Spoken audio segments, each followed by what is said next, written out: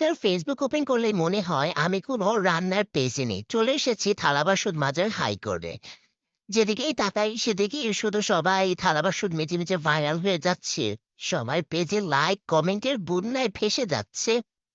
এই দেখে লোভ সামলাতে না পেরে দৌড়ে চলে গেলাম রান্নাঘরে। গিয়ে আম্মুকে বললাম, ব্যাস বহুত হয়েছে। আজ থেকে রান্নাঘরে থালা বাসন মাজার দায়িত্ব আমার আম্মু। তুমি একদম হাত দেবে না। আম্মু ভাবলো মিটির হঠাৎ কি সুমতি হয়েছে। আম্মু কি আর জানে আমার আসল টার্গেট ফেসবুকে ভাইরাল ট্রেন্ড।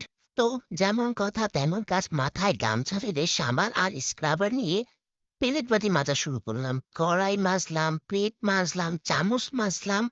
আর মাঝতে হাসতে মনে মনে চিন্তা করলাম, এক একটা থালা বাসন মাজার এক এক হাজার যুগ। উফ! থালা বাসন মাজা এত কষ্টের, আগে জানলে লেখাপড়ার পরীক্ষার দিকে মন দিতাম।